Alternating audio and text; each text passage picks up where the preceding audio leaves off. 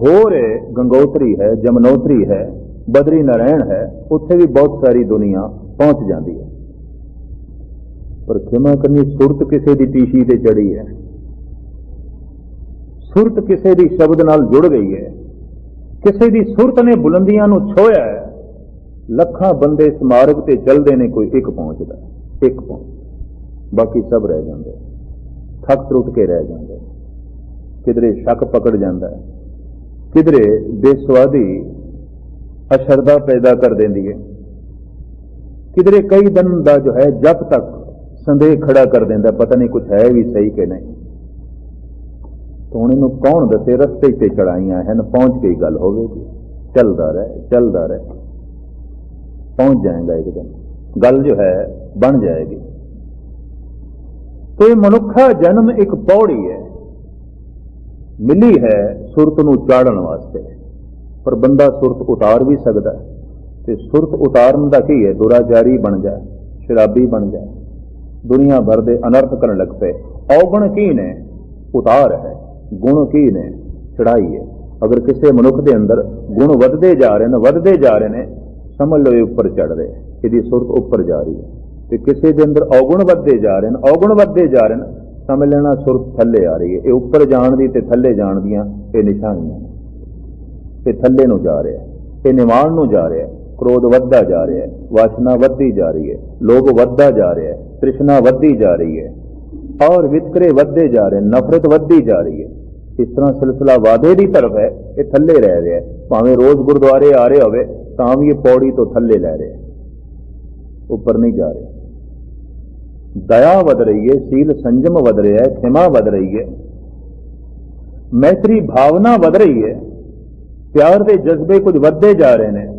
समझ लेना सुरत उपर जा रही है। ये वधण दियां निशानियां ने, उपर जाण दियां निशानियां ने। तो मैं इस तरह मनुखा जन्म एक पौड़ी है, ते पौड़ी मिली है उपर जाण वास्ते। शायद कहने अटकी जे तू उपर ना गया, इस तरह की पौड़ी बार बार नहीं मिलती। इस पौड़ी ते जो नर चूके सो आए जाए दुख पाएंदा, अब के छुटके ठौर न ठाओ। तो एक वेला, एक अवसर तेनों मिले, करो बेनंती सुन मेरे मीता, संत टहल की बेला। शब्द दा बाकी दा खुलासा मैं कल अखीर ले इस प्रोग्राम विच कर देंगा। हुण एक एक पंक्ति का मैं खुलासा करन लगा तो मैं घंटा होर लै जाना थोड़ा, तुसीं दूर दूर जाना है अपने घरां नूं। इस वास्ते इस ख्याल नूं मद्दे नज़र रखदे होया इत्थे समाप्ति कर रहे हैं। गुरु अर्जन देव जी महाराज मेरा वरताउन बख्शिशां करन, सुनदे होया विचारदे होया तुहाडे अंदर प्यार पैदा होवे, ताकि उस अगम्मी शक्ति नाल साडा संबंध जुड़े। मन रे क्यों छूटे बिन प्यार, ये औगुणा दे बंधन ऐ मन नहीं छुटन लगे बिना प्यार तो, नहीं संबंध जुड़न लगा बिना प्यार तो। साहिब कहते ने गल निश्चय करके जानी, सच करके जानी, साच कहो सुन ले हो सबे, जिन प्रेम कियो तिन ही प्रभ पायो। किन्ना क प्रेम, सिर्फ अपनी उम्मत नाल प्रेम, सिर्फ अपने प्रांत नाल या देश नाल प्रेम नहीं, पूर्ण प्रेम प्रतीत सजे व्रत गोड़ मड़ी मट भूल न माने। पूर्ण प्रेम, समग्र प्रेम जिहदे सब कुछ आ जाए। ते जब सब कुछ नाल प्रेम होवेगा ते बंदे ने फिर सब कुछ दा ही भला मंगना है। इस पूर्ण प्रेम चों ही ये बोल निकले, नानक नाम चढ़दी कला तेरे भाणे सरबत दा भला। ये पूर्ण प्रेम तो ही बोल निकले ने। बाकी पंक्तियों का कल खुलासा कर देंगे। भुल चुक दी खिमा, गज वज के फतेह प्रवान करना। वाहिगुरू जी का खालसा, वाहिगुरू जी की फतेह।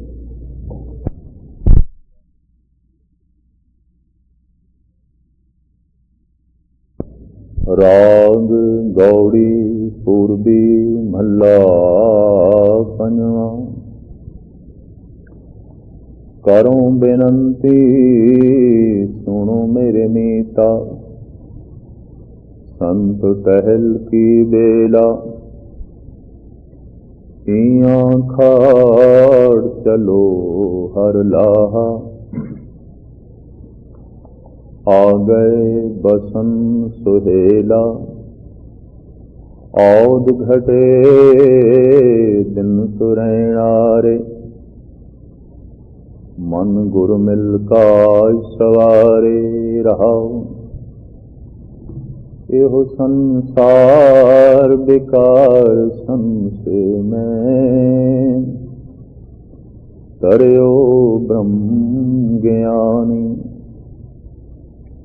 जिसे जगाए प्यावे एहो रस।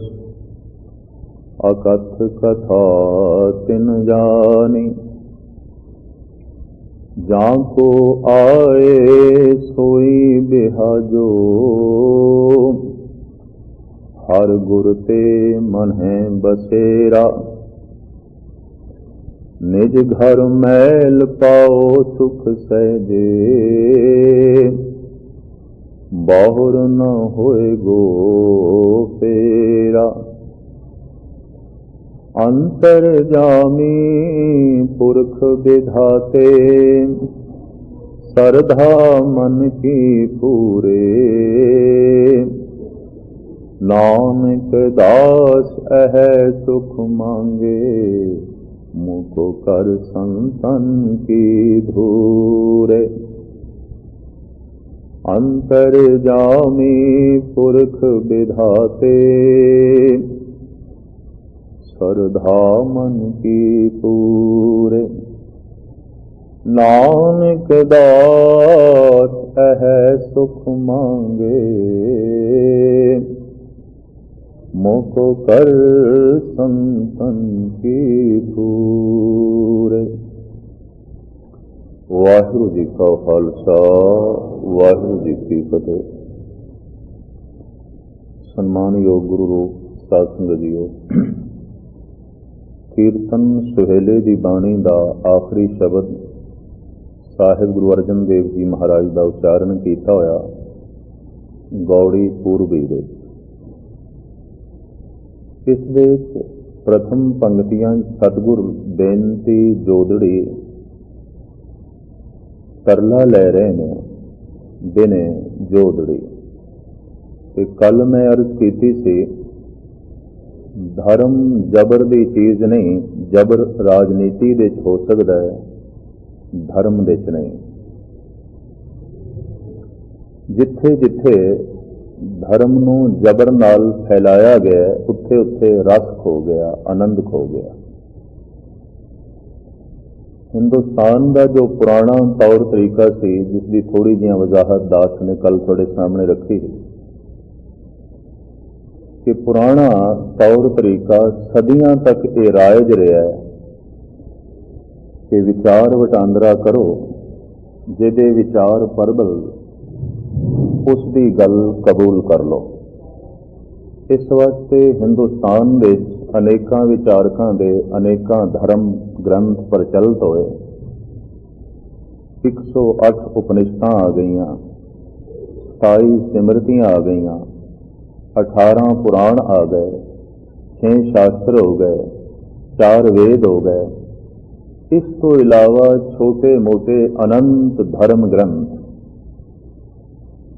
पर एक उपनिषद दूसरी उपनिषद दे नाल मिलती नहीं है। एक सिमरती दूजी सिमरती दे नाल मेल नहीं खाती। एक शास्त्र दूजे शास्त्र नाल भी मेल नहीं खाता। ते 4 वेदां दे विच भी वख वख विचार ने। ऐसा क्यों होया?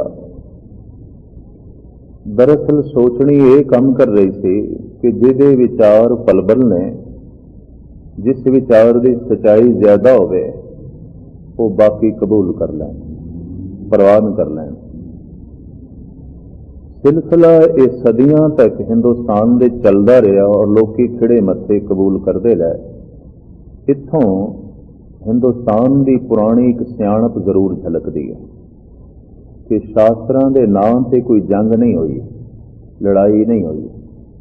अगर जैमिनी व्यास दे नाल सहमत नहीं होया तो आप दी ज्ञात वास्ते अर्ज करा, जैमिनी व्यास का चेला से। जैमिनी का ग्रंथ है मीमांसा। ਤੇ स्वामी व्यास का ग्रंथ है वेदांत, 6वां शास्त्र वेदांत। मीमांसा ते वेदांत की विचार नहीं मिलती, हालांकि दोवें गुरु चेला ने। पर मजाल है किधरे वेद व्यास ने जैमिनी नूं जोग कोब कीता होवे भी तू मीमांसा लिख के मेरे विचारां की विरोधता क्यों की। ते जैमिनी ने भी बड़े सुतंत्र ढंग नाल अपने विचारां राहीं जाहिर कर दिता कि व्यास जी इत्थे इत्थे मैं नहीं सहमत, इस स्थान ते मेरा मन नहीं मनता।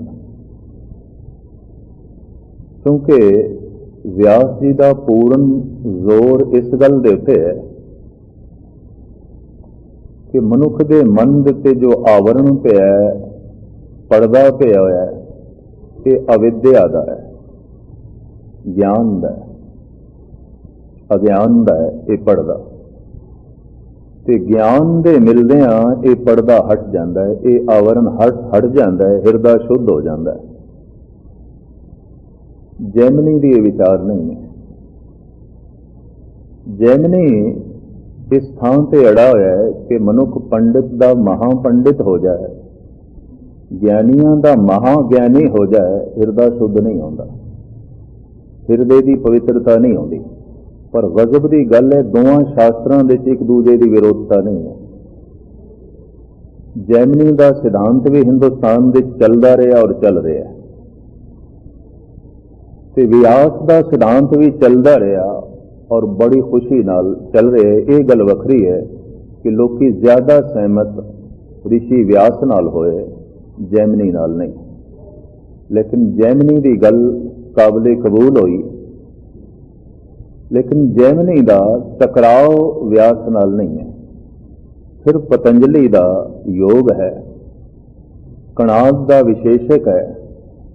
आत्म चिंतन बारे दोहां दे रस्ते बिल्कुल वख,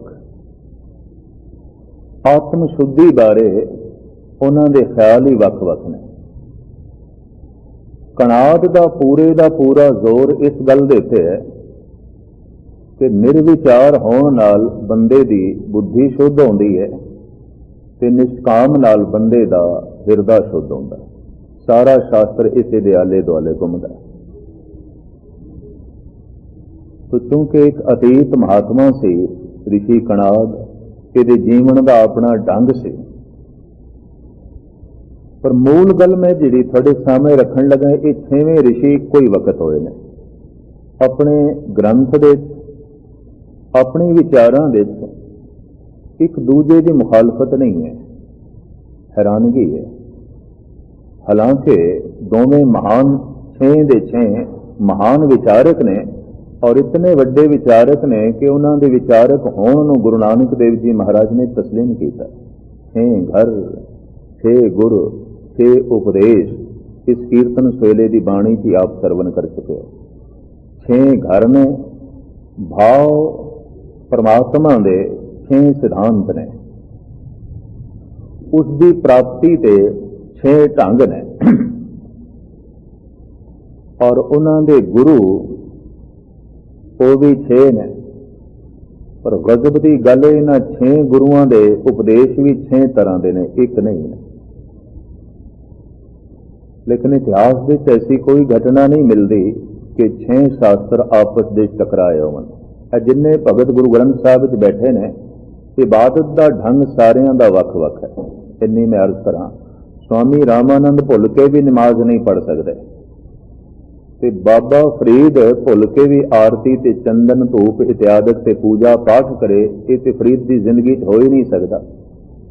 पर बाबा फरीद ते स्वामी रामानंद बैठे ने गुरु ग्रंथ साहब और किधरे गहरे तल विच झात मारोगे टकराव नहीं है। इस वास्ते पंजाबी दे एक कहावत प्रचलित हो गई कि 100 सियाणे इको मत, मूर्खां आपो अपनी। ये सारे सियाणे जिन्ने भगत बैठे ने सहमत ने, एक दूजे नाल सहमत ने।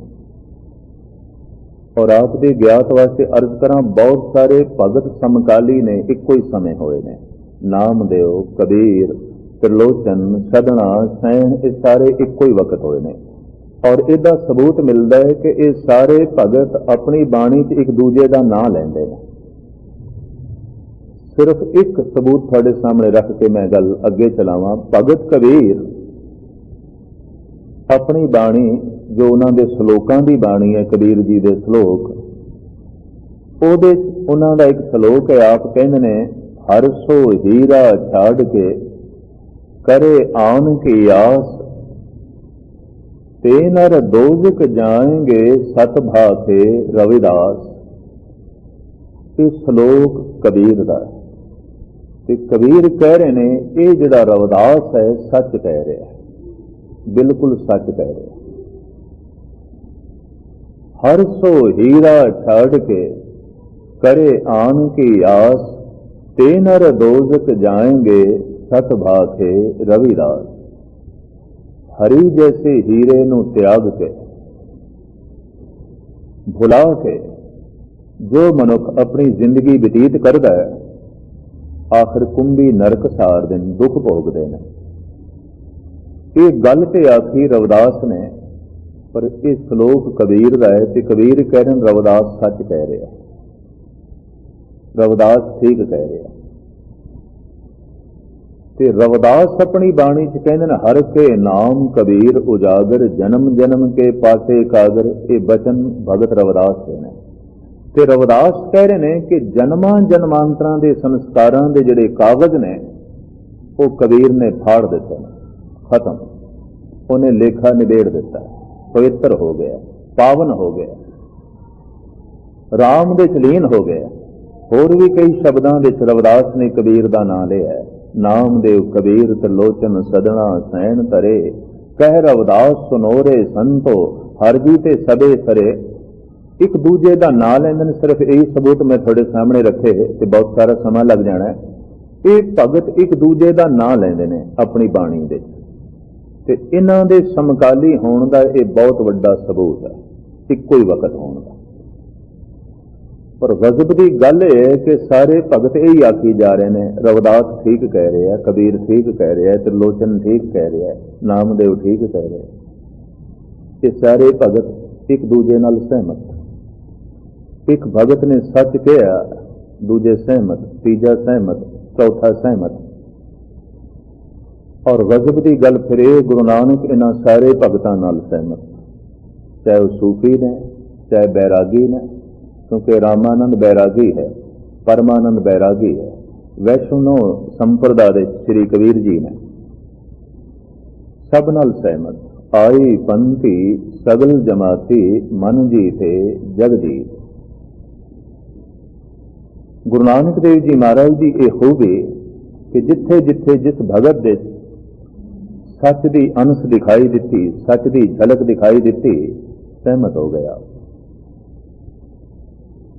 और उसके वचन कबूल कर ले। और ये सारी भगत बाणी गुरु नानक ने आप संग्रह की, आप इकत्र की। जिथे जिथे आपने भ्रमण किया, जिन्हों पोथी साहब कहते हैं, गुरु नानक देव जी महाराज के कोल आउंदी सी। भाई साहब, भाई गुरदास जी जिक्र करते हैं ना, आसा हथ किताब कच, कूजा बांग मुसल्ला धारी। गुरु नानक की यह खूबी सी कि अगला किस बाणी गल सुनना चाहता है। हिंदुस्तान के बड़े बड़े साधु संतां कोल आपने जाना से, ते हिंदुस्तान के साधुओं की यह धारणा सी कि असीं गृहस्थी को उपदेश नहीं लेना, ते गृहस्थी सानू उपदेश कर भी नहीं सकता। सतगुरु ने भगवा भेष धारण कर लिया, ते भगवे भेष विच गुरु नानक देव जी महाराज जोगियां कोल गए ने, बैरागियां कोल गए ने। जोगियां ने एक प्रश्न भी कर दिता सी, किस कारण ग्रह तजयो उदासी, किस कारण एओ भेख निवासी। सिद्ध गोष्ट है रामकली राग दे। जोगी पुछदे ने गुरु नानक देव जी महाराज नूं, और गुरु नानक देव जी महाराज नूं उदासी कह रहे हैं। यह गल वखरी है कि उदासीन संप्रदाय नूं जन्म दिता बाबा श्री चंद ने। ਸਾਹਿਬ ਸ੍ਰੀ ਗੁਰੂ ਨਾਨਕ ਦੇਵ ਜੀ ਮਹਾਰਾਜ ਰਾਮਕਲੀ ਰਾਗ ਦੇ ਇੱਕ ਹੋਰ ਸ਼ਬਦ ਵਿੱਚ ਕਹਿੰਦੇ ਨੇ, ਜਿਸ ਦਰ ਕਾਰਨ ਫਿਰਾਂ ਉਦਾਸੀ ਸੋ ਦਰ ਕੋਈ ਆਏ ਕਹੇ। ਜਿਸ ਦਰ ਨੂੰ ਲੱਭਦਾ ਲੱਭਦਾ ਮੈਂ ਉਦਾਸੀ ਹੋ ਗਿਆ, ਕੋਈ ਦੱਸੇ ਮੈਨੂੰ, ਉਸ ਘਰ ਦੀ ਝਲਕ ਮੈਨੂੰ ਕੋਈ ਦੱਸੇ, ਉਹ ਕਿੱਥੇ ਹੈ। ਮੈਂ ਲੱਭਦਾ ਲੱਭਦਾ ਉਦਾਸੀ ਹੋ ਗਿਆ। ਉਦਾਸ, ਉਦਾਸ ਹੋਣਾ ਇੱਕ ਸ਼ੁਭ ਸ਼ਗਨ ਹੈ, ਚੰਗਾ ਸ਼ਗਨ ਹੈ। ਪਰ ਮੈਂ ਅਰਜ਼ ਕਰਾਂ, ਉਦਾਸੀਨਤਾ ਤੇ ਨਿਰਾਸ਼ਾ ਇਹ ਵੱਖ-ਵੱਖ ਕਾਰਨਾਂ ਤੋਂ ਪੈਦਾ ਹੁੰਦੀ ਹੈ। ਸੂਝ ਮਿਲ ਗਈ, ਸਮਝ ਮਿਲ ਗਈ, ਗਿਆਨ ਮਿਲ ਗਿਆ, ਤੇ ਗਿਆਨ ਦੇ ਮਿਲਦਿਆਂ ਹੀ ਬੰਦਾ ਉਦਾਸ ਹੋਵੇਗਾ। ਕਾਰਨ ਜਗਤ ਦੀ ਅਸਲੀਅਤ ਦਿਸ ਪੈਂਦੀ ਹੈ। ਇਹ ਗੱਲ ਵੀ ਸਮਝ 'ਚ ਆ ਜਾਂਦੀ ਹੈ ਕਿ ਜਗਤ ਵਿੱਚ ਐਸਾ ਕੁਝ ਵੀ ਨਹੀਂ ਜਿਸ ਤੋਂ ਮੇਰੀ ਤ੍ਰਿਪਤੀ ਹੋਵੇ। ਸਹੂਲਤਾਂ ਮਿਲ ਸਕਦੀਆਂ, ਤ੍ਰਿਪਤੀ ਨਹੀਂ ਮਿਲ ਸਕਦੀ। ਉਦਾਸ ਹੋ ਜਾਂਦਾ ਹੈ ਬੰਦਾ। ਤੇ ਜਦ ਇਸ ਦੁਨੀਆ ਤੋਂ ਉਦਾਸ ਹੋਇਆ ਤਾਂ ਹੀ ਦੂਸਰੀ ਦੁਨੀਆ ਲੱਭੇਗਾ। ਜਿਹੜਾ ਇਸ ਜਗਤ ਤੋਂ, ਇਸ ਜੀਵਨ ਤੋਂ, ਇਸ ਦੁਨੀਆ ਤੋਂ ਉਦਾਸ ਨਹੀਂ ਹੋਇਆ, ਸਿਮਾ ਕਰਨੀ ਧਰਮ ਦੇ ਮਾਰਗ ਤੇ ਮੁਸ਼ਕਿਲ ਹੈ ਚੱਲ ਸਕੇ। ਉਦਾਸ ਮਨੁੱਖ ਚੱਲੇ ਨੇ ਤੇ ਕਿਧਰੇ ਉਦਾਸੀਨਤਾ ਨੂੰ ਕਰੋਪੀ ਨਾ ਸਮਝ ਲੈਣਾ। ਗੁਰੂ ਗੋਬਿੰਦ ਸਿੰਘ ਜੀ ਮਹਾਰਾਜ ਵੀ ਕਹਿੰਦੇ ਨੇ ਕਿ ਬਨ ਸੇ ਸਦਨ ਸਵੈ ਕਰ ਸਮਝੋ, ਮਨ ਹੀ ਮਾਹੇ ਉਦਾਸਾ। ਘਰ ਨੂੰ ਉਜਾੜ ਸਮਝ ਲੈ। ਘਰ ਨੂੰ ਸਦਨ, ਘਰ ਤੇ ਸਦਨ ਨੂੰ ਤੂੰ ਜੰਗਲ ਸਮਝ ਲੈ। ਬਨ ਸੇ ਸਦਨ, ਸਦਨ ਨੂੰ ਬਨ ਸਮਝ ਲੈ, ਉਜਾੜ, ਜੰਗਲ। ਤੇ ਮਨ ਹੀ ਮਾਹੇ ਉਦਾਸਾ, ਮਨ ਦੇ ਉਦਾਸ ਰਹੇ, ਉਪਰਾਮ ਰਹੇ। ਦਰਅਸਲ ਸਾਧਨਾ ਕਰਦਿਆਂ ਕਰਦਿਆਂ, ਜਪ ਤਪ ਕਰਦਿਆਂ ਕਰਦਿਆਂ ਪਹਿਲੀ ਇੱਕ ਜਿਹੜੀ ਘਟਨਾ ਘਟਦੀ ਹੈ ਮਨ ਵਿੱਚ ਹੋਏ ਕਿ ਬੰਦਾ ਉਪਰਾਮ ਹੋ ਜਾਂਦਾ, ਉਦਾਸ ਹੋ ਜਾਂਦਾ। ਔਰ ਉਦਾਸੀ ਹੋਣਾ ਸ਼ੁਭ ਸ਼ਗਨ ਹੈ। ਇਹ ਗੱਲ ਵੱਖਰੀ ਹੈ ਕਿ ਗੁਰੂ ਨਾਨਕ ਦੇਵ ਜੀ ਮਹਾਰਾਜ ਦੇ ਉਹ ਜੋ ਹੈ ਵੱਡੇ ਸਾਹਿਬਜ਼ਾਦੇ ਬਾਬਾ ਸ੍ਰੀ ਚੰਦ ਨੇ ਇਹ ਪੰਥ ਬਕਾਇਦਾ ਚਲਾਇਆ, ਜਿਸ ਦਾ ਨਾਂ ਉਦਾਸੀਨ ਸੰਪਰਦਾ ਪੈ ਗਿਆ। ਉਦਾਸੀ ਜਨਮ ਤੋਂ, ਬਚਪਨ ਤੋਂ ਬਾਬਾ ਸ੍ਰੀ ਚੰਦ ਉਦਾਸੀ ਸਨ। ਐਸਾ ਕੁਝ ਵੀ ਨਹੀਂ ਜਿਹਦੇ ਨਾਲ ਮਨ ਪਰਚ ਸਕੇ। ਜਗਤ ਵਿੱਚ ਐਸਾ ਕੁਝ ਵੀ ਨਹੀਂ ਜਿਸ ਤੋਂ ਸੁੱਖ ਮਿਲ ਸਕੇ। ਸਹੂਲਤਾਂ ਮਿਲਦੀਆਂ ਨੇ, ਸੁੱਖ ਨਹੀਂ। ਤਾਂ ਬਾਬਾ ਸ੍ਰੀ ਚੰਦ ਉਦਾਸ ਰਹਿਣ ਲੱਗ ਪਏ।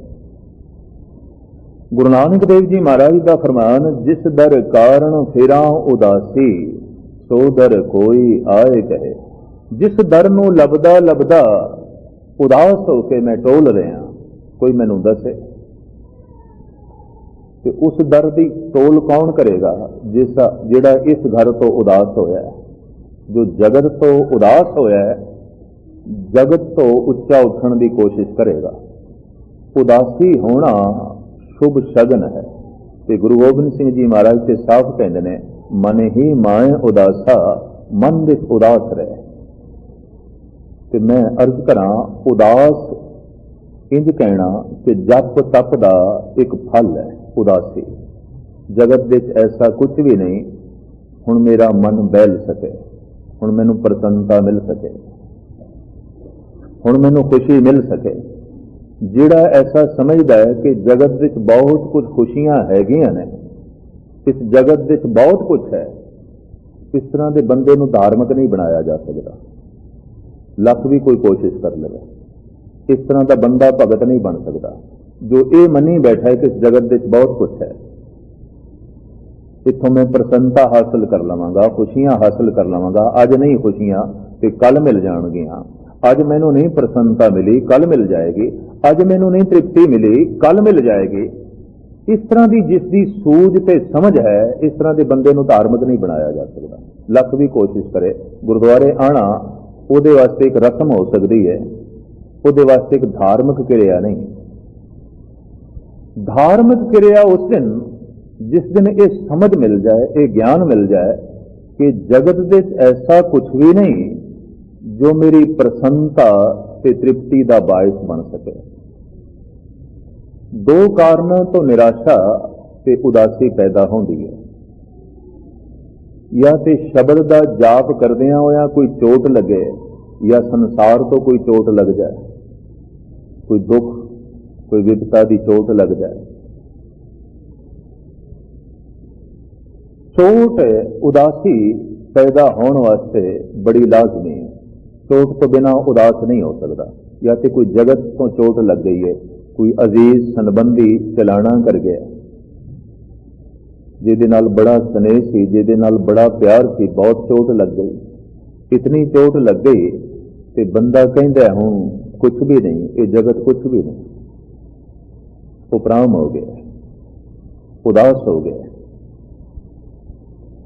तो एक चोट कोई जगत तो लगी तो बंदा उदास होता है, एक चोट ज्ञान तो लगती है, शब्द तो लगती है। चोट सहारे शब्द की तांसो गुरु मैं दास। भगत कबीर कहते वो बड़ा महान मनुख है जो शब्द की चोट सहार जाता है। शब्द की चोट के सहारदियां उदासी पैदा होगी, लाजमी पैदा होगी। शब्द की चोट लगदियां जीवन में परिवर्तन आएगा, तब्दीली आएगी। शब्द नूं इस वास्ते गुरु रामदास जी ने ते भगत कबीर ने बकायदा शस्त्र के नाल तशबीह दे दी है। गुरु रामदास जी महाराज कहते अंतर प्यास उठी प्रभ तेरी, सुन गुरु बचन मन तीर लगैया। गुरु का बचन की सुनिया तीर लग गया। जे गुरु का बचन तीर है तो तीर ते लाजमी छलनी करेगा, तीर ते जख्मी करेगा। तीर ने ते घात करना है, तीर ने ते बड़ी चोट पहुंचानी है। शब्द नूं तीर नाल शस्त्र नाल तशबीह दी गई है। शस्त्र भी कुछ कटदा है, शब्द भी जिंदगी विचों कुछ कटदा है, कुछ खत्म करता है। शब्द की चोट लग गई है, पहचान की होगी। गुरु रामदास जी महाराज दसते हैं अंतर प्यास उठी प्रभ तेरी, सुन गुरु बचन मन तीर लगैया। गुरु दे बचन का ऐसा तीर लगे है, अंदर प्यास जाग पई है प्रभु दे मिलन की, तड़प पैदा हो गई है।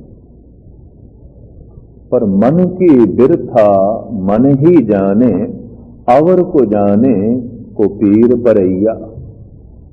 ये पीड़ जिहड़ी है ये दूजा किस तरह जाने जिन्हों ये तीर लगे ही नहीं।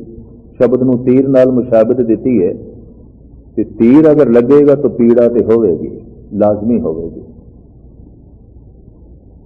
इस वास्ते एक संसार की पीड़ा है, एक अध्यात्मक पीड़ा है। तो पीड़ तो बिना अज तक जगत में कुछ प्राप्त भी नहीं होया तो हो भी नहीं सकता। जो मां अपनी गोद दे एक खूबसूरत बच्चे नूं वेखना चाहती है, लाजमी प्रसूत की पीड़ा तो लंघना ही पैंदा। रब ने नियम बनाया, प्रभु का नियम। परम आनंद जो अपनी जिंदगी विचों पैदा करना चाहता है, लाजमी उसनों भी बिरहे की पीड़ा चो लंघना पैंदा। और उस पीड़ा का भगतां ने बड़ा जिक्र किया है। साहिब गुरु रामदास जी महाराज से फरमान करते हैं, इस पीड़ा नूं ओही जाने जिन्हों ये लगी है, लागी होए सो जाने पीर। ते भाई गुरदास जी का सुभावक एक सवैया याद आ गया। वो कहते ने इस तरह की पीड़ा होर कोई भी नहीं है जिस तरह की यह अध्यात्मक पीड़ा है। अगर शब्द की चोट लग गई है तो जितनी पीड़ा अंदर पैदा होगी, संसार में इस तरह की कोई पीड़ा है भी नहीं। तो न समझना कि जगत के लोग तड़पते हैं, भगत जितने तड़पे ने इतने संसारी नहीं तड़पे। संसारी तड़पे ने खिडौणियां वास्ते, तो भगत तड़पे ने परम शक्ति वास्ते, परमात्मा वास्ते। तो जितना वड्डा परमात्मा है उतनी वड्डी मिलन की अंदर तड़प है। कि जे तड़प है तो फिर पीड़ा है उतनी।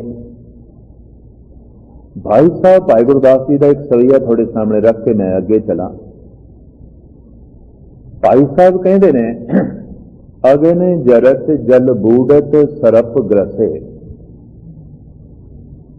शस्त्र अनेक रोम रोम कर घात है।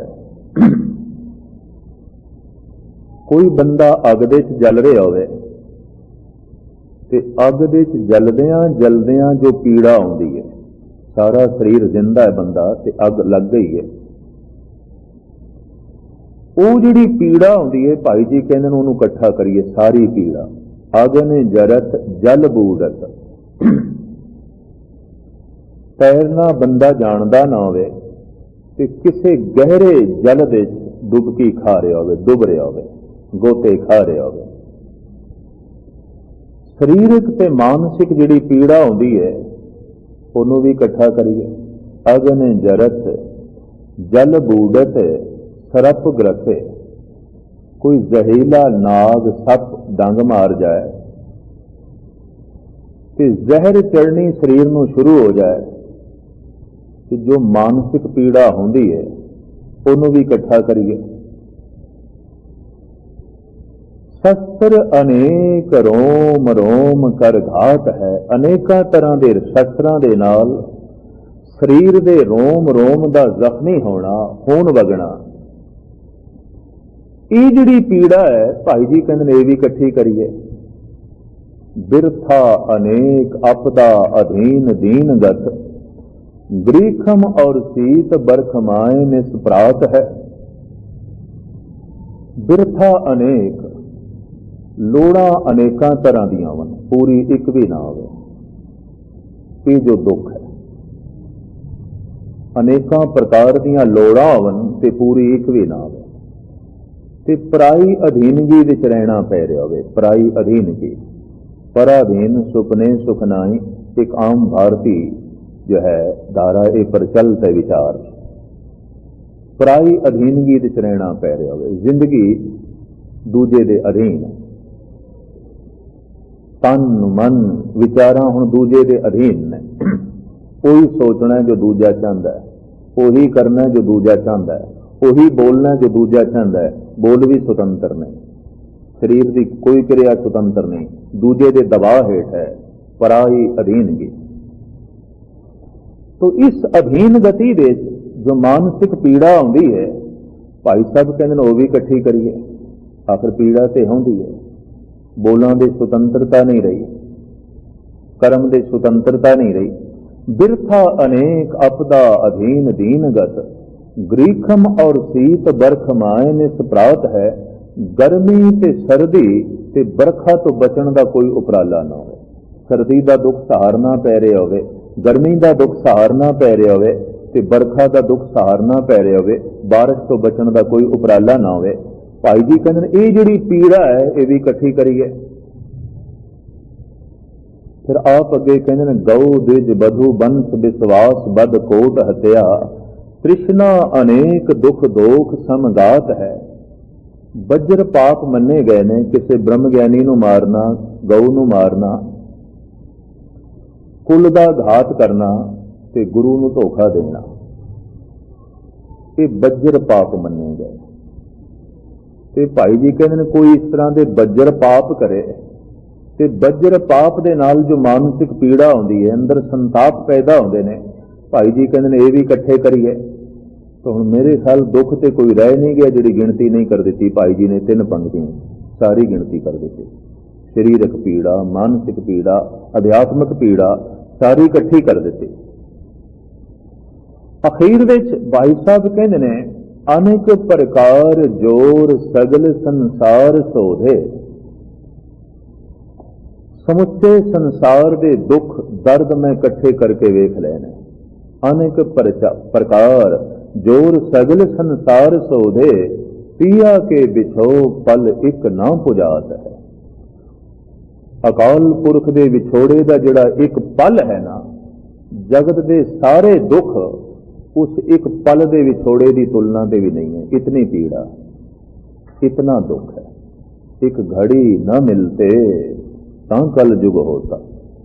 ਤੇ ਦੁੱਖ ਦੇ ਵਿੱਚ ਸਮਾਂ ਲੰਬਾ ਹੋ ਜਾਂਦਾ। ਸਤਿਗੁਰੂ ਕਹਿੰਦੇ ਨੇ 4 ਪਹਿਰ 100 ਜੁਗੇ ਸਮਾਨੇ। ਇਹ ਦਿਨ ਦੇ 4 ਪਹਿਰ ਤੇ 4 ਯੁਗਾਂ ਵਰਗੇ ਬਣ ਗਏ ਨੇ, ਲੰਘਦੇ ਹੀ ਨੇ। ਦੁੱਖ ਦੇ ਸਮਾਂ ਨਹੀਂ ਲੰਘਦਾ। ਦੁੱਖ ਦੇ ਵਿੱਚ ਇੱਕ ਮਿੰਟ ਇੱਕ ਦਿਨ ਵਰਗਾ ਹੋ ਜਾਂਦਾ ਔਰ ਇੱਕ ਦਿਨ ਇੱਕ ਯੁੱਗ ਵਰਗਾ ਹੁੰਦਾ। ਇੱਕ ਯੁੱਗ ਕਿਉਂ? ਸਤਿਗੁਰੂ ਕਹਿੰਦੇ ਨੇ 4 ਯੁੱਗ, 4 ਪਹਿਰ 100 ਜੁਗੇ ਸਮਾਨੇ। दिन ਦੇ 10-12 ਘੰਟੇ ਮਾਨੋ 4 ਯੁੱਗ ਹੋ ਗਏ, ਹਜ਼ਾਰਾਂ ਸਾਲਾਂ ਵਰਗੇ ਹੋ ਗਏ, ਲੰਘਦੇ ਹੀ ਨਹੀਂ। ਦੁੱਖ ਦੇ ਸਮਾਂ ਲੰਬਾ ਹੋ ਜਾਂਦਾ।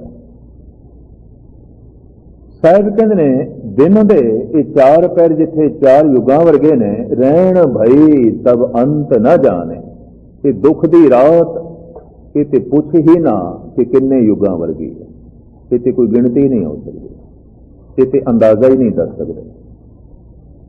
ਅਕਾਲ ਪੁਰਖ ਨਾ ਕਰੇ, ਪਰ ਅਕਸਰ ਮਨੁੱਖ ਦਾ ਐਸਾ ਅਨੁਭਵ ਜ਼ਰੂਰ ਹੁੰਦਾ ਹੈ, ਥੋੜਾ ਹੀ ਸਹੀ। ਦੁੱਖ ਦੇ ਸਮਾਂ ਲੰਬਾ ਹੋ ਜਾਂਦਾ ਹੈ, ਸੁੱਖ ਦੇ ਸਮਾਂ ਛੋਟਾ ਹੋ ਜਾਂਦਾ ਹੈ। ਬੰਦਾ ਸੁੱਖ ਦੇ 'ਚ ਬੈਠਾ ਹੈ, ਆਨੰਦ ਦੇ 'ਚ ਬੈਠਾ ਹੈ, ਕਹਿੰਦਾ ਲੈ ਅੱਜ ਦਾ ਦਿਨ ਹੁਣੇ ਆਇਆ, ਹੁਣੇ ਹੀ ਚਲਾ ਗਿਆ। ਅੱਜ ਦੀ ਰਾਤ ਹੁਣੇ ਆਈ, ਹੁਣੇ ਚਲੀ ਗਈ। ਨਹੀਂ, ਰਾਤ ਤੇ ਆਪਣੇ ਵਕਤ ਸਿਰ ਆਈ, ਵਕਤ ਸਿਰ ਗਈ ਹੈ। ਦਿਨ ਵਕਤ ਸਿਰ ਆਇਆ ਹੈ, ਵਕਤ ਸਿਰ ਗਿਆ ਹੈ। ਪਰ ਸੁੱਖ ਦੇ ਸਮਾਂ ਛੋਟਾ ਹੋ ਜਾਂਦਾ ਹੈ, ਪਰਮ ਸੁੱਖ ਦੇ ਸਮਾਂ ਹੋਰ ਛੋਟਾ ਹੋ ਜਾਂਦਾ ਹੈ, ਪਰਮ ਆਨੰਦ ਦੇ ਸਮਾਂ ਖੋ ਜਾਂਦਾ ਹੈ, ਸਮਾਂ ਰਹਿੰਦਾ ਹੀ ਨਹੀਂ। ਇਸ ਵਾਸਤੇ ਅਕਾਲ ਪੁਰਖ ਨੂੰ ਅਕਾਲ ਜਿਹੜਾ ਆਖਿਆ ਗਿਆ, ਅਕਾਲ ਜਿੱਥੇ ਸਮਾਂ ਨਹੀਂ, ਕਾਲ ਕਹਿੰਦੇ ਨੇ ਸਮੇਂ ਨੂੰ। ਕਾਲ ਦਾ ਮਤਲਬ ਮੌਤ ਨਹੀਂ, ਸਮਾਂ, ਵਕਤ। ਅਕਾਲ ਪਰਮਾਤਮਾ 'ਚ ਵਕਤ ਨਹੀਂ ਹੈ, ਪਰਮਾਤਮਾ ਦੇ ਸਮਾਂ ਨਹੀਂ ਹੈ। ਬਈ ਕਿਉਂ? ਇੰਨਾ ਆਨੰਦ ਉੱਥੇ ਸਮਾਂ ਕਿੱਥੇ? ਭਗਤ ਕਬੀਰ ਕਹਿੰਦੇ ਨੇ ਦਿਨ ਸੁਰੈਨ ਨਹੀਂ, ਵੇਦ ਨਹੀਂ ਸ਼ਾਸਤਰ, ਤਾਹਾਂ ਬਸੇ ਨਿਰੰਕਾਰਾ, ਕਹਿਤ ਕਬੀਰ ਨਰ ਤਿਸੇ ਧਿਆਵੋ ਬਾਵਰਿਆ ਸੰਸਾਰਾ। ਕਬੀਰ ਕਹਿੰਦੇ ਨਿਰੰਕਾਰ ਦਾ ਉੱਥੇ ਵਾਸਾ ਹੈ ਜਿੱਥੇ ਦਿਨ ਤੇ ਰਾਤ ਕੋਈ ਨਹੀਂ, ਭਾਵ ਜਿੱਥੇ ਸਮਾਂ ਕੋਈ ਨਹੀਂ। ਅਕਾਲ ਵਕਤ ਨਹੀਂ ਹੈ, ਜਿੱਥੇ ਸਮਾਂ ਨਹੀਂ ਹੈ, ਅਕਾਲ। ਦੁੱਖ ਦੇ ਸਮਾਂ ਬਹੁਤ ਲੰਬਾ ਹੋ ਜਾਂਦਾ ਹੈ। 4 ਪਹਿਰ 4 ਜੁਗੇ ਸਮਾਨੇ, ਰਹਿਣ ਭਈ ਤਬ ਅੰਤ ਨ ਜਾਣੇ। ਦੁੱਖ ਦੇ ਵਕਤ ਬਹੁਤ ਵੱਡਾ, ਲੰਘਾਇਆ ਲੰਘਦਾ ਹੀ ਨਹੀਂ। ਸੁੱਖ ਦੇ ਸਮਾਂ ਛੋਟਾ ਤੇ ਪਰਮ ਆਨੰਦ ਦੇ ਸਮਾਂ ਖੋ ਜਾਂਦਾ। ਇਸ ਵਾਸਤੇ ਆਮ ਅਨੁਭਵ ਇਹ ਦੱਸਿਆ ਅਭਿਆਸੀਆਂ ਨੇ, ਜਦ ਕਦੀ ਕੋਈ ਸਮਾਧੀ ਚਲਾ ਗਿਆ, ਅਗਰ 4 ਦਿਨਾਂ ਤੋਂ ਬਾਅਦ ਸਮਾਧੀ ਤੋਂ ਉਠਾਨ ਹੋਇਆ ਤਾਂ ਉਸ ਨੂੰ ਐਸਾ ਪ੍ਰਤੀਤ ਹੁੰਦਾ ਮੈਂ ਤੇ ਹੁਣੇ ਹੀ ਬੈਠਾ ਸੀ, 1 ਮਿੰਟ ਤੇ ਹੋਇਆ, ਹੁਣੇ ਹੀ ਬੈਠਾ ਸੀ, ਹਾਲਾਂਕਿ 4 ਦਿਨ ਲੰਘ ਗਏ। ਇੱਕ ਨਿੱਕਾ ਜਿਹਾ ਤਵਾਰੀਖੀ ਸਬੂਤ ਰੱਖ ਕੇ ਮੈਂ ਅੱਗੇ ਚਲਾਂ। ਅੰਮ੍ਰਿਤਸਰ ਦੇ ਜਿਸ ਸਰੋਵਰ ਦਾ ਨਾਮ ਸੰਤੋਖ ਸਰ ਹੈ, ਜਿਸ ਦੀ ਖੁਦਾਈ ਗੁਰੂ ਅਰਜਨ ਦੇਵ ਜੀ ਮਹਾਰਾਜ ਨੇ ਕਰਾਈ, ਔਰ ਉਸ ਸਰੋਵਰ ਦਾ ਨਾਮ ਸੰਤੋਖ ਸਰ ਕਿਉਂ ਹੈ, ਇਹਦਾ ਪਿਛੋਕੜ ਮੈਂ ਨਿੱਕਾ ਜਿਹਾ ਅਰਜ਼ ਕਰਾਂ। ਖੁਦਾਈ ਕਰਦੇ ਹੋਇਆ ਇੱਕ ਬਹੁਤ ਵੱਡਾ ਮਟਕਾ ਮਿਲਿਆ, ਜਿਹਦੇ ਦਰਾੜਾਂ ਕਾਫੀ ਪੈ ਚੁੱਕੀਆਂ ਸਨ, ਟੁੱਟਾ ਸੀ। ਉਸ ਮਟਕੇ 'ਚ ਇੱਕ ਰਿਸ਼ੀ ਬੈਠਾ ਸੀ, ਔਰ ਗਾਲਬਨ 3000 ਸਾਲ ਦਾ ਬੈਠਾ ਸੀ। ਮੰਨਣ ਨੂੰ ਸ਼ਾਇਦ ਮਨ ਨਾ ਕਰੇ, ਪਰ ਗੁਰੂ ਪ੍ਰਤਾਪ ਸੂਰਜ ਦੇ ਭਾਈ ਸਾਹਿਬ ਭਾਈ ਗੁਰਦਾਸ ਜੀ ਨੇ ਇਸ ਢੰਗ ਜੋ ਹੈ, ਭਾਈ ਸੰਤੋਖ ਸਿੰਘ ਜੀ ਨੇ ਇਸ ਢੰਗ ਨਾਲ ਲਿਖਿਆ। ਉਸ ਸਰੋਵਰ ਦੀ ਮਹਾਨਤਾ, ਉਸ ਸਰੋਵਰ ਦਾ ਪਿਛੋਕੜ, ਉਸ ਸਰੋਵਰ ਦਾ ਤਵਾਰੀਖੀ ਸਬੂਤ ਉਸ ਰਿਸ਼ੀ ਨਾਲ ਸੰਬੰਧਿਤ ਹੈ। ਉਹਨੂੰ ਮਟਕੇ ਵਿੱਚ ਬੜੇ ਢੰਗ ਨਾਲ ਕੱਢਿਆ ਗਿਆ, ਕਿਉਂਕਿ ਗੁਰੂ ਅਰਜਨ ਦੇਵ ਜੀ ਮਹਾਰਾਜ ਦਾ ਹੁਕਮ ਸੀ ਬੜੇ ਆਰਾਮ ਨਾਲ ਕੱਢਣਾ ਇਸ ਨੂੰ। ਤੇ ਯੋਗੀ ਹੈ, ਸਮਾਧੀ ਦੇ ਚਲੀਨ ਹੈ, ਬੜੇ ਚਿਰਾਂ ਦਾ ਬੈਠਾ ਹੈ, ਔਰ ਪੁਰਾਣਾ ਕੋਈ ਸੰਬੰਧ ਸੀ। ਲੰਬੀ ਚੌੜੀ ਗਾਥਾ ਹੈ ਕਿ ਗੁਰੂ ਨਾਨਕ ਦੇ ਦਰਸ਼ਨਾਂ ਦੇ ਨਾਲ ਹੀ ਇਸ ਨੂੰ ਮੋਕਸ਼ ਮਿਲਣੀ ਸੀ। ਲੰਬੀ ਚੌੜੀ ਗਾਥਾ ਹੈ। ਦਰਸ਼ਨ ਕਰਕੇ ਇਹਨੇ ਆਪਣਾ ਸਿਰ ਗੁਰੂ ਅਰਜਨ ਦੇਵ ਜੀ ਮਹਾਰਾਜ ਦੇ ਕਦਮਾਂ ਤੇ ਰੱਖ ਦਿੱਤਾ ਸੀ, ਚਲਾਣਾ ਕਰ ਗਿਆ, ਇਹ ਮੁਕਤ ਹੋ ਗਿਆ, ਇਹਦਾ ਅੰਤ ਹੋ ਗਿਆ ਸੀ। ਸੰਤੋਖ ਦਾਸ ਇਸ ਯੋਗੀ ਦਾ ਨਾਂ ਸੀ, ਉਹਦੇ ਨਾਂ ਦੇ ਉੱਤੇ ਸਰੋਵਰ ਦਾ ਨਾਂ ਹੈ ਸੰਤੋਖ ਸਰ। ਉਸਨੇ ਪਹਿਲਾ ਪ੍ਰਸ਼ਨ ਇਹ ਕੀਤਾ ਸੀ, ਅੱਖ ਜੈਸੇ ਖੁੱਲੀ ਸਤਿਗੁਰੂ ਦੇ ਦਰਸ਼ਨ ਕਰਕੇ ਹੱਥ ਜੋੜ ਕੇ ਕਹਿਣ ਲੱਗਾ, ਕਮਨ ਰੂਪ ਦਿਸਟਿਓ ਬਿਨ ਸਾਇਓ, ਕਤੇ ਗਇਓ ਉਹ ਕਤ ਤੇ ਆਇਓ। ਇਹ ਰੂਪ ਕੀ ਹੈ, ਕਿੱਥੋਂ ਆਉਂਦਾ, ਕਿੱਥੇ ਚਲਾ ਜਾਂਦਾ, ਸਮਝ ਨਹੀਂ ਆਉਂਦੀ। ਮਹਾਰਾਜ ਨੇ ਜਵਾਬ ਦਿੱਤਾ ਸੀ, ਬਾਜੀ ਗਰ ਜੈਸੇ ਬਾਜੀ ਪਾਈ, ਨਾਨਾ ਰੂਪ ਵੇਖ ਦਿਖਲਾਈ, सांग उतार थम्यों पासारा, तब एक है एक अंकारा। बिलावल राग का शब्द है। संतोख दास बाजीगर जैसे तरह तरह के स्वांग धारण कर लेंदा, बड़ी दुनिया इकट्ठी कर लेंदा, पर जैसे स्वांग उतारदा सारी भीड़ खत्म, बस बाजीगर रह जाता है। कि जो कुछ तू देखदा पे रंग रूप, कि परमात्मा रूपी बाजीगर का स्वांग है और कुछ नहीं। उहदे कपड़े ने, पर ये कपड़े बदलता रहता, ये उसका एक स्वांग है, एक उहदे बस्तर ने। इसनों होर कुछ ज्यादा महानता ना दे, उसके बस्तर ने बदलता रहता है। ये सब कुछ बदलता रहता है, सब कुछ तब्दील होता रहता है। होर दो चार सवाल से सतगुरु का जवाब सुन के इतना प्रसन्न होया, इतना तृप्त होया, आखन लगा सदियों की चाहत पूरी हो गई। मस्तक रखिया कदमां से चलाना कर गया, मोक्ष गति उसनों प्राप्त हुई। लेकिन कोई बंदा इतने लंबे समय तक बैठा होवे और उकतावे ना एक ही थां ते, परम आनंद झर रहा है। आनंद दे समा नहीं आता, अकाल वक्त नहीं आता। भाई वक्त किवें पास करिए, अगर कोई कहे ना वक्त किवें पास करिए, दुख दे बैठा है, दुख है, दुख दे वक्त लंबा हो जाता है। जैसे जैसे संसार दे दुख वधदा जा रहा है, समा भी लंबा होता जा रहा है। इन्नी मेहनत करते हैं, परम आनंद दे समा खो जाता है, दुख दे समा लंबा हो जाता है। चाहे ये दुख संसारी होवे ते चाहे ये दुख अध्यात्मक होवे, वक्त लंबा हो जाता है। गुरु अर्जन देव जी महाराज भाई प्रमाण करते हैं, चार पहर 100 जुगे समाने। दिन दे चार पैर मानो 4 युगां वर्गे ने, लंघदे ही नहीं। रहन भाई तब अंत न जाने, ते हुण रात आई है, इहदा की अंत पता नहीं कितने युगां वर्गी है, ये किस तरह लंघेगी।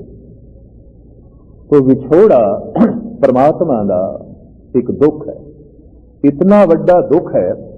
भाई साहब भाई गुरदास जी कहते हैं कि जगत के सारे दुख भी इकट्ठे करिए तो अध्यात्मक पीड़ा का जिहड़ा एक पल है, उसकी तुलना के समान भी नहीं है। इतनी वड्डी पीड़ा।